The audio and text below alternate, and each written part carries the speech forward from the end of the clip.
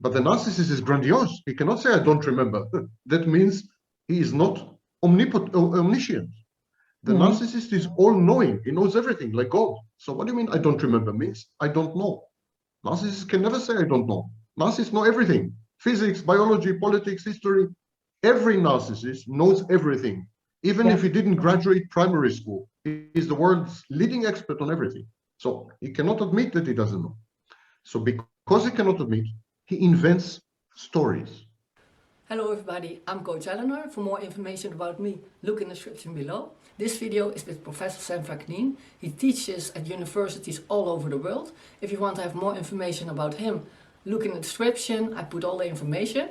If you like this video, then like this video. If you want to see more of this kind of videos with me and Sam Vaknin, then subscribe, because I'm going to have more and more interviews with him. And if you have any questions for me or for him, put it in the description below, and who knows, your question is going to be in our videos. The narcissist needs to get rid of you because you become a source of pain and you become a threat. So he needs to get rid of you. But how to get rid of you? He idealizes you. So how can he explain to himself that he made a mistake? I mean, narcissists never make mistakes. They're infallible, they're perfect, they're godlike, they never make mistakes. But now he wants to devalue you, and that means that he was wrong. So what he says, I was right then, she had changed. It's not the same woman. It's another. She changed so dramatically, I don't recognize her. It's not the same woman that I had idealized. And this is called devaluation. And then after the devaluation, the narcissist gets rid of. So, and this is called discard. This is the cycle that I first described in 1995. Okay. More or less. So it's not, it's a good trick to say, okay, I'm internalizing the woman, but it's not a good trick because, yeah, they wake up and they see, oh, she has an own opinion, she's changed. And so they are not aware of that they internalize it. No, they're not aware. You change, but you change malevolently. You did it on purpose. You changed on purpose to frustrate him and to attack him and because narcissists have paranoid ideation. They're hypervigilant. They are what we call hypervigilant. They scan all the time. Are you insulting me? Are you attacking me? Are you challenging me? Are you all the time? They're scanning all the time to see who is attacking them, who is insulting them, and this is called hypervigilance. So if you disagree with the narcissist, or if you just go to work and come late, return late, or whatever, you are doing this on purpose. You're doing this to destroy the snapshot. You're doing this to destabilize his internal system. Because here's the problem. If one snapshot is destroyed, the whole concept of snapshot is destroyed. It's like the black swan. You can say all swans are white, but then there's one black swan, and the sentence, all swans are white, is wrong. So if one snapshot collapses, the very idea of snapshot, the very concept or mechanism of snapshot is in doubt. And then all his mind disintegrates, falls apart. That's why narcissists react disproportionately. Because you are not threatening, it's not just a small misunderstanding, or for them, even the smallest misunderstanding threatens the totality of the internal space, the mind, which is populated with snapshots, with internal objects. Everything you do threatens the narcissist's existence. If you withhold supply, if you disagree with him, everything you do. So devaluation is inevitable. There's no way to avoid it. Is it like they wake up, really wake up, and in shock, and they want to change it? That they, by this kind of situations, after the cycle is round, then they wake up? It's not a bad metaphor. It's not a bad metaphor. The shared fantasy is a dream state. Is a dream state. That's why narcissists do not future fake. Future faking means to promise a future and then to lie about it. Narcissists believe that the fantasy is real. So they're in a dream state. And the devaluation phase is a good analogy, what you just said. The devaluation state is a little like waking up and realizing that it's not becoming a nightmare. Everything collapses, everything falls apart. The shared fantasy, the the internal objects, everything falls apart. And so the narcissist must get rid of you. You become really threatening. Yeah, and if it happens all over again in his life, waking up, dreaming, waking up, don't they think, oh, maybe it's me because it's always the same with me? Maybe I do something wrong? Narcissists have what we call alloplastic defenses. That means they tend to blame other people for anything wrong. Mishaps, misfortunes, failures, defeats, everything is someone else's fault. Someone is envious of the narcissist. And so this creates with the narcissist, ironically, it creates an external locus of control. The narcissist feels that his life is controlled from the outside. That's why he is so furious. That's why he has narcissistic rage. Because he feels that you control his life and you are then abusing your control. I'm not only fully self-aware, but I established most of the field. I invented the language, right? So no one can be more self-aware than me. I think no narcissist can be more self-aware than me. So I know I'm going into a shared fantasy. I know I popularized the concept of shared fantasy. I explained it to the world. I mean, I know and I can't help myself. I keep, if I meet an intimate partner, I will immediately descend into fantasy. I will immediately trigger a fantasy, and I will then inhabit the fantasy and believe in it as though it were reality. Yeah. And no amount of telling myself, this cannot be, this cannot happen, this is not true, this is delusional, you are lying, you're confabulating, this is nonsense. No amount of such internal dialogue will help, because early on, in my case, around age 4, I have learned that the only safe existence is through fantasy.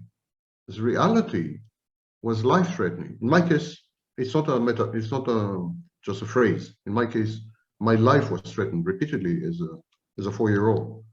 So the only safe place was a fantasy. So it's the only way I relate to the world when I want to feel safe. And of course, with my intimate partner, I want to feel safe. So, yeah, that's interesting. Very interesting that you know it rationally, but when you feel it, you take it on, and it's very interesting. Sigmund Freud said that insight without emotion does not create cognitive insight without emotions does not create dynamic. He said it doesn't create dynamic. You need an emotional complement to the cognitive realization. So if I realize what I realize, but this doesn't provoke in me any emotions, an emotional response, I don't internalize it. Similarly, memories cannot be formed coherently and cohesively without emotions, which is why the narcissist has no memories. That's why the narcissist is highly dissociative, because he doesn't have emotions that allow him to form memories. Yeah. The lack of access to emotions, especially positive emotions, because a narcissist has negative affectivity. He has anger, he has envy, but he has no access to positive emotions. So the lack of access means that the narcissist has no identity, narcissist has no continuity, no memories, no ability to relate to reality, nothing. All these processes and no insight, the insight is meaningless, doesn't create dynamic. So memories memories are the lubricant. Memories are the lubricant. Okay. And narcissist has no lubrication. The system, the friction stops the system. It's a frozen system. So they are confabulating. I heard you say a lot of times about confabulating. But if you point out to a narcissist, look, this and that happened, don't they? Can you give them the memory back? No. The reason, first of all, psychopaths lie a lot. Narcissists rarely lie, because to lie means to make an effort for someone. It's a negative effort, but it's still an investment. You have to think about the lie, you then have to tell the lie, then you have to defend the lie. So there's a lot of investment. And narcissists don't think anyone deserves this investment. So it's like they are God. I mean, why would they Why would they bother what you think? So they don't lie. But they do confabulate. And confabulation and lies, they look very much the same. But they're not the same because they have different etiology. There's different reason and motivation for confabulating. The narcissist has enormous memory gaps. Depending on the narcissist, anywhere between 60 and 90% of the narcissist's life is unremembered. In my case, I made a test once with myself. I wrote down everything I remember about my first marriage.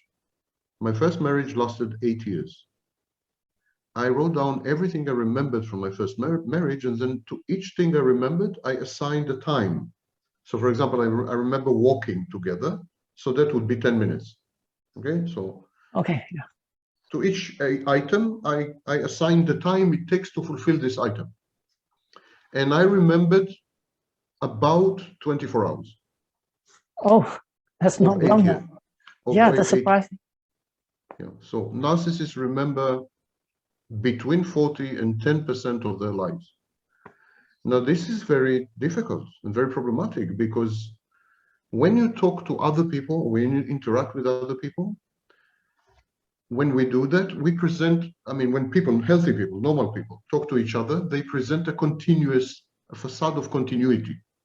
There is an assumption of personal continuity, what we call identity continuity. So the opposite of identity continuity is identity disturbance. So narcissists and borderlines have identity disturbance because they're not continuous. Now the narcissist tries to compensate for the memory gaps. By the way, the borderline doesn't, strangely. The borderline has a lot of dissociation in stressful events, for example, but she just says, I don't remember. She doesn't bother to invent anything. But the narcissist is grandiose. He cannot say, I don't remember. That means he is not omniscient. The narcissist is all-knowing. He knows everything, like God. So what do you mean, I don't remember? Means I don't know. Narcissists can never say, I don't know. Narcissists know everything. Physics, biology, politics, history. Every narcissist knows everything.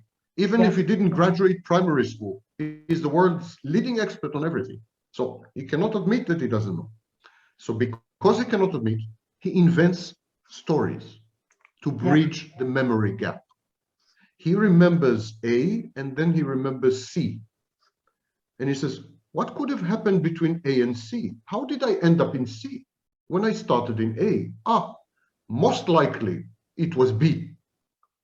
That's the most logical, plausible, reasonable explanation. To get from A to C, probably I went through B. And then he says, actually, I went through B. And then he says, it's true that I went through B. And then if you attack him and you say, but you couldn't have gone through B. You couldn't. He says, he becomes aggressive. He becomes very defensive. He says, not true. I remember clearly going through B. Yeah. Clearly. And he believes it as a fact. Yes. Yeah. He believes, that's why narcissists don't lie. They don't perceive it as a lie. No. They perceive it as a fact. Yeah. And they defend it as a fact. And so this is confabulation. These are bridges connecting memory islands. Because the narcissist, his memory is like many, many small islands, archipelago. While a healthy person memory is like a continent, a contiguous continent. So the narcissist build bridges. These are bridges, and the confabulation must be plausible. So the narcissist confabulation makes sense. And very often they mislead people. People believe the narcissist because the confabulation makes sense. But then if you begin to do research and investigate and study, you find out that, wait a minute, this part of the story cannot have been true.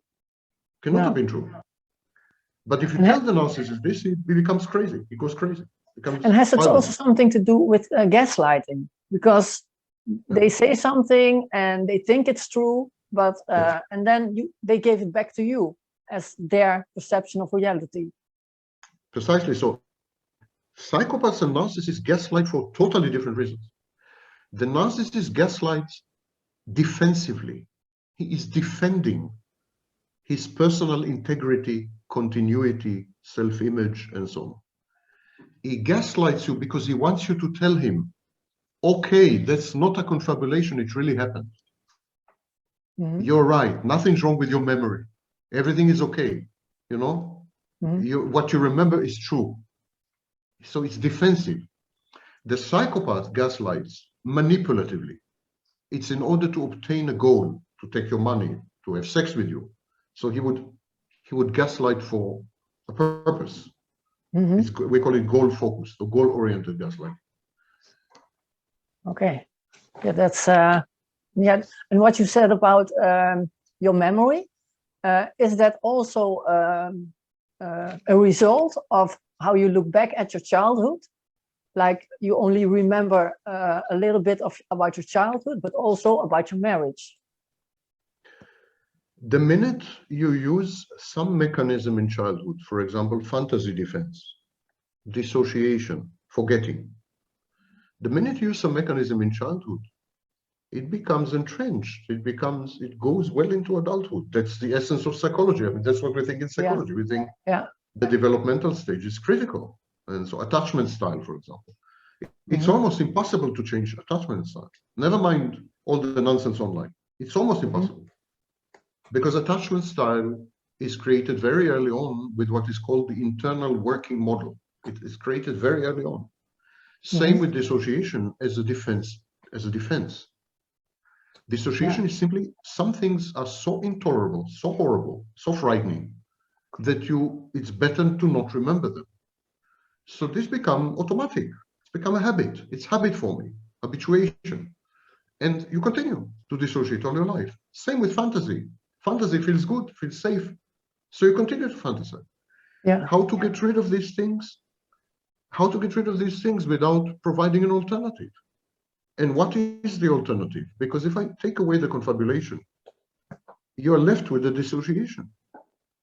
Take away the fantasy, and you're left with a narcissist's broken, damaged mental illness. Fantasy allows the narcissist to believe that he's normal, not common, not average, but functional. The fantasy allows the narcissist to believe that he is self-efficacious, that he has agency, that he can make things happen, and so on. Take this away from him. What do you leave him with?